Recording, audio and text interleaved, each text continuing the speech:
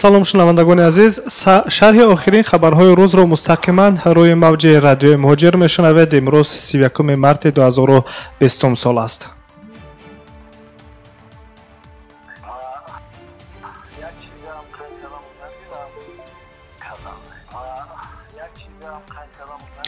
думаи давлатии русия тарҳи тағйиру иловаҳо ба кодекси ҳуқуқвайронкунии маъмурии федератсияи русияро ки аз ҷониби ҳукумат пешниҳод шуд қабул кард. тибқи тағйирот агар шаҳрванд низоми карантиниро бо паҳн кардани бемориҳои сироятӣ вайрон кунад аз 15 000 рубл то 40 000 рубл ҷарима карда мешавад. агар ин кирдор аз ҷониби шахси мансабдор анҷом ёбад аз 50 000 рубл то 150 000 рубл ва агар шахси ҳуқуқӣ ин кирдорро ба худ раво бибинад аз 200 000 рубл ҷарима то 500 000 рубл ҷарима ё боздошти маъмурии 30 рӯза дар нисбаташ татбиқ мегардад. агар вайронкунии карантин ба саломатии инсон ё марги инсон оварда расонад вале нишонаҳои ҷиноятро дар бар нагирад, маблағи ҷарима барои шаҳрвандон аз 150 000 рубл то 300 000 рубл, барои шахсони мансабдор аз 300 000 рубл то 500 000 рубл ва барои шахсони ҳуқуқӣ аз 500 000 рубл то 1 миллион рубл ҷарима интизор аст. қаблан думаи давлатӣ лоиҳаи қонунеро дар бораи зиёд кардани кӯмакпулӣ барои маъюбони муваққатӣ ба ҳадди аққали музди меҳнат қабул кард. президенти русия Владимир Путин ин тадбирро дар заминаи вазъи кунунии коронавирус пешниҳод карда буд.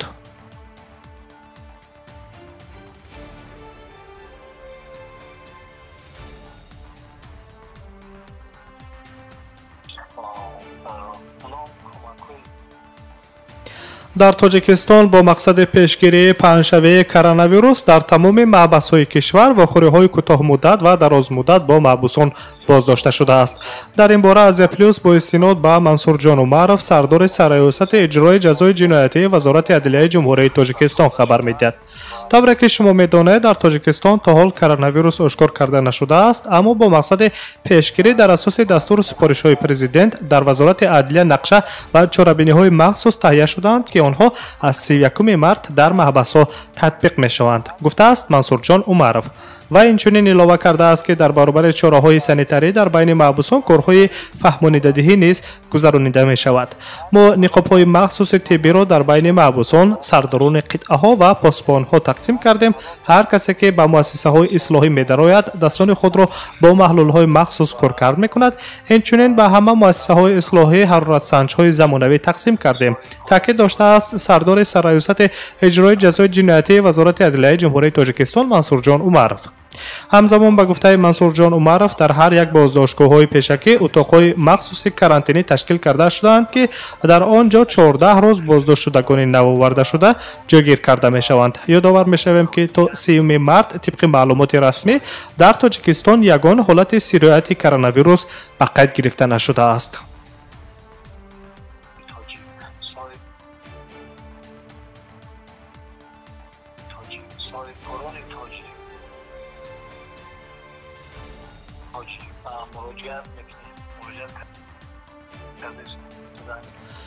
ӯзбекистон таҷҳизотҳои муҳофизати шахсӣ ва озмоишҳои фавриро ҷиҳати мубориза бо коронавирус ба Қирғизистон супурд. кӯмакҳо бо супориши сарвазири Ӯзбекистон Абдулло Орипов расонида шудааст, хабар медиҳад Централ Азия. тибқи иттилои масъулони ҳукумати вилояти Оши Ҷумҳурии Қирғизистон рӯзи 29 март соати 4 субҳ кӯмакҳои ҷониби Ӯзбекистон тавассути гузаргоҳи Достук ба вилояти Ош расидааст.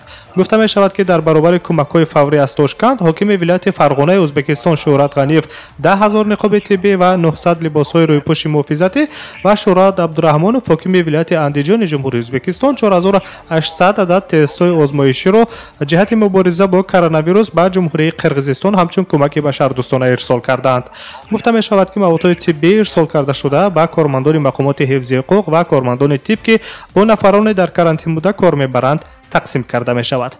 ёдовар мешавем ки айни замон дар Ҷумҳурии Ӯзбекистон 158 ҳолат ва дар Ҷумҳурии Қирғизистон 107 ҳолати гирифтории сокинон ба коронавирус ба қайд гирифта шудааст.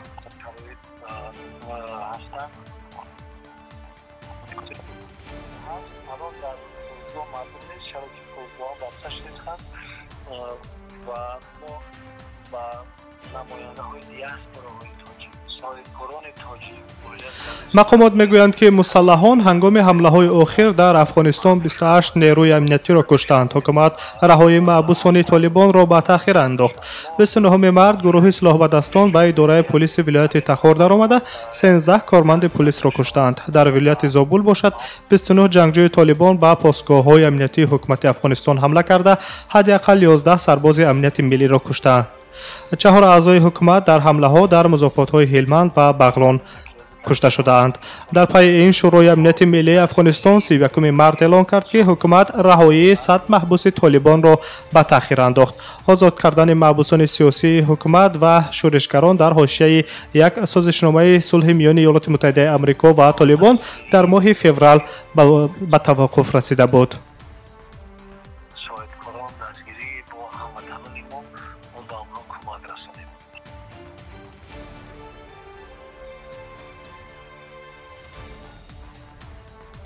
нашри хабарии радиои моҷиро мустақиман мешунавед.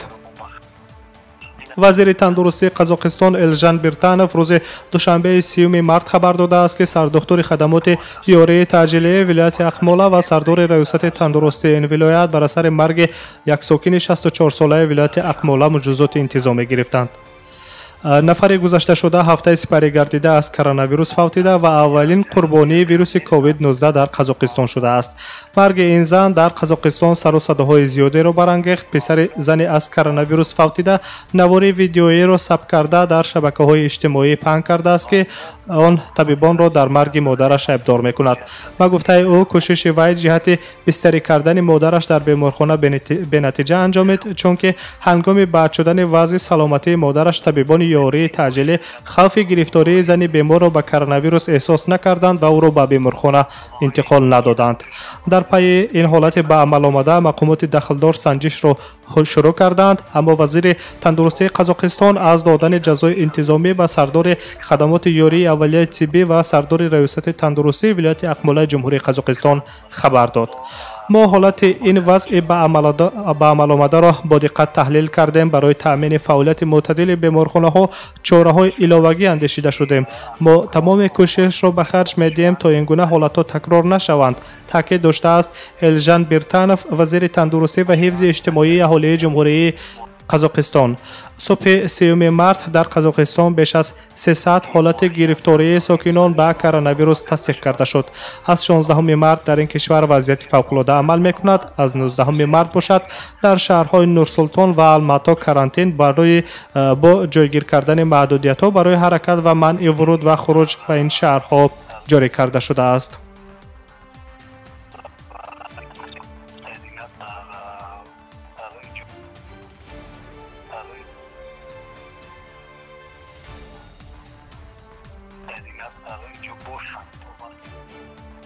идомаи хабарҳои рӯз. ғоратгарон аз осорхонаи Ларени Нидерландия тасвири Винстен ван Гонро дуздиданд. ҷинояти мазкур рӯзи душанбе соати 3:15 вақти маҳаллӣ рух додааст. полис натавонистааст ки ҷинояткоронро дар ҷои ҳодиса дастгир кунад. ғоратгарон аз осорхона танҳо як тасвирро ба яғмо бурданд ки он тасвири боғи баҳорӣ ном дошта дар фасли баҳори соли 1884 эҷод шудааст. арзиши гаронбаҳои тасвири ба яғмо бурдашударо то ҳол мақомоти ҳифзи ҳуқуқи Нидерландия ифшо накардаанд. тасвири мазкур ба осорхонаи Гронинген тааллуқ дошта ва ягона кори Ван Гон дар ин осорхонаи машҳури дунё будааст. асарҳои рассом хеле кам дар бозор кушода пайдо мешаванд, аммо дар рӯйхати аксу мусаввараҳои гаронбаҳои ҷаҳонӣ қарор доранд. коршиносон тасвирҳои Ван Гонро аз камназиртарин тасвирҳои рӯи дунё медонанд ва қимати мусаввараҳои офаридаи Ван Гонро гаронарзиш мешуморанд. яке аз мусаввараҳои Ван Гон доктор Гачет ном дорад ки дар соли 1990 дар Иёлоти Муттаҳидаи Амрико дар шаҳри Нью-Йорк дар музояда бо нархи $82.5 миллион ба савдо рафтааст.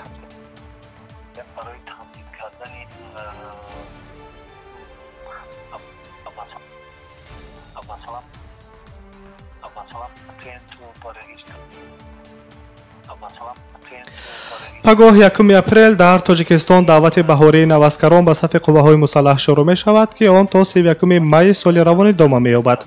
Комиссияи даъвати ҷумҳуриявиро муовини сарвазири тоҷикистон Ширин Исматуллозода раҳбарӣ мекунад. дар моҳҳои апрел-май хизматчиёни ҳарбие ки муҳлати муқарраршудаи хидмати ҳарбиро адо кардаанд аз сафи қувваҳои мусаллаҳ рухсат дода шуда ва шаҳрвандони ҷинси марди ба синни 18 расидагӣ дар тоҷикистон инчунин нафарони синну солашон калон ки ҳуқуқи таъхир ё аз хизмати ҳарбӣ озод шуданро надоранд ба хидмати ҳарбӣ ва сафи қувваҳои мусаллаҳи ҷумҳурии тоҷикистон даъват карда мешаванд. ҳамасола 15-16 ҳазор ҷавонони синни аз 18 то 27 сола ба сафи қувваҳои мусаллаҳи тоҷикистон даъват мешаванд ки аз нерӯҳои сайёр, заминӣ, зиддиҳавоӣ, зудамал ва мудофиавӣ иборатанд. дар русия низ даъвати баҳорӣ барои ҷалби навазкарон ба хидмати ҳарбӣ аз 1 апрел шурӯъ мешавад. сарфи назар аз вазъи мураккаби паҳншавии сирояти коронавирус дар русия, президенти русия Владимир Путин фармон дар бораи оғози даъвати баҳориро ба артиши имзо расонидааст. вазири дифои русия Сергей Шойгу гуфтааст ки даъвати баҳории навазкарон ба сафи қувваҳои мусаллаҳ бо сабаби коронавирус ба таъхир гузошта намешавад ва илова кардааст ки ҳамаи даъватшавандагон қабл аз фиристода шудан ба қисмҳои ҳарбӣ аз санҷиши сирояти коронавирус мегузаранд. ҳамчунин навазкарони русро баъди фиристодан ба қисмҳои ҳарбӣ 2 ҳафта дар карантин қарор медиҳанд. дар ин бора Лентару хабар дода буд. хотиррасон мекунем ки дар Узбекистон баръакси ҳол мақомот кори комиссияи даъвати баҳории навазкаронро бино ба сабаби паҳншавии коронавирус қатъ кардааст. мақомоти Узбекистон расман изҳорот дода буданд ки ин навбат даъвати навазкарон ба сафи қувваҳои мусаллаҳи ҷумҳурии Узбекистон баргузор нахоҳад шуд.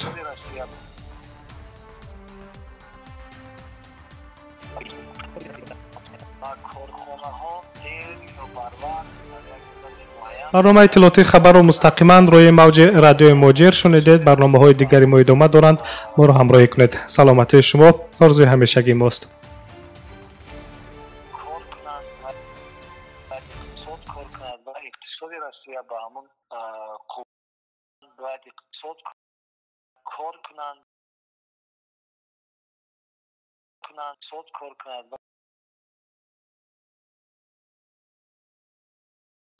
و اقتصاد روسیه به همون قوه‌های کاری نیاز دارند و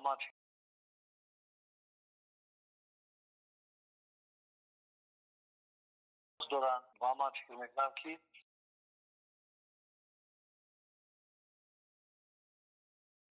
بهتر از اون که اگر همیشه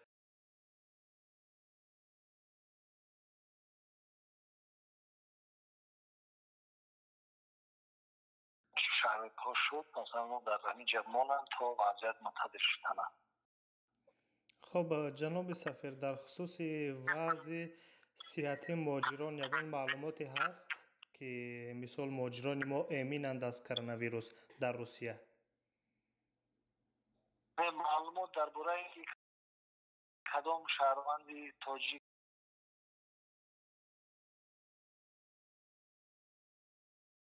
وضعیت منتظر شدن.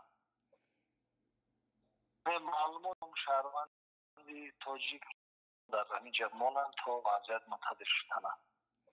معلومات درباره کدام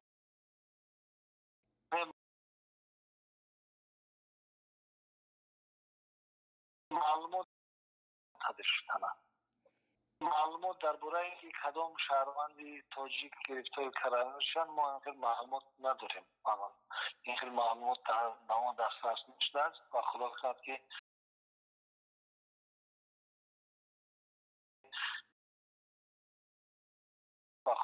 که همه خیلی نباشد، لیکن مثلا با سفارت مراجعت یگان ما دسترس نیست و خدا خواهد که همه خیلی نباشد، لیکن مثلا با سفارت مراجعت یگان نهادهای دولتی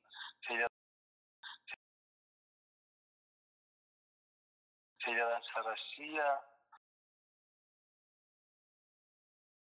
روسیه یا اینکه دیاسپورا یا اینکه شخصان اولیده که مثلا با این ویروس گرفتار شدن یا که بیمارند در یگان شفاخانه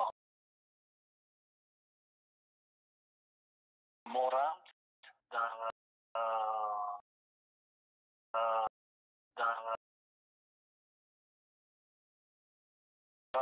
در یگان شفاخانه ها خوبا این خیلی معلومات نیست. من فکر میکنم که بسیاری ها شاید که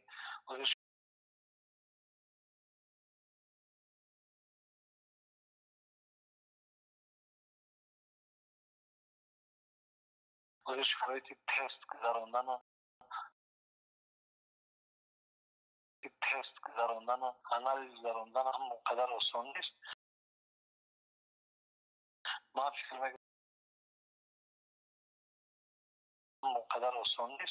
میکنم که شاید بسیاری ها مثلا همین شاید گرفتار همین ویروس باشند، لیکن چرا که میدانید سیمتوم این بیماری این ویروس در معین نمیشود یا که معین نمیکند. یگان نفر میتواند که همین این ویروس در بدنش باشد اما این حس نمیکند.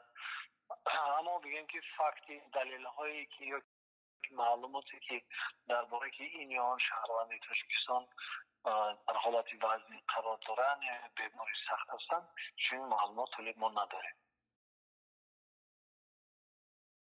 در فرودگاه مردم نیست چرا که فرودگاهش به اونا کمک کرده شود که اونا توانند 3 هفته دیگر در نوان دسترس نشده است و شهر ها شد مثلا در همین جرمانند تا وضعیت منتظر شدن.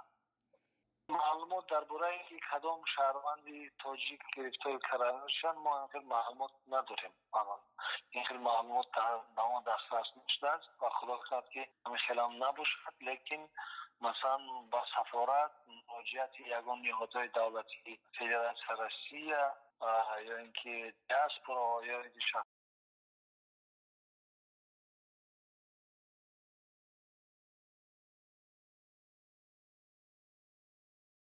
مثلا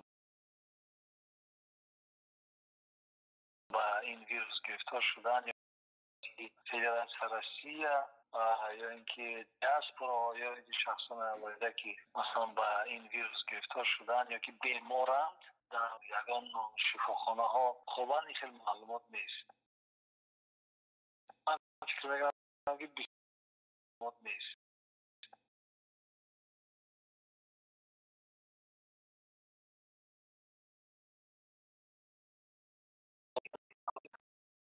بعد از که حریم هوایی بین تاجیکستان و روسیه بسته شد از 20 مارس 7 پروازهای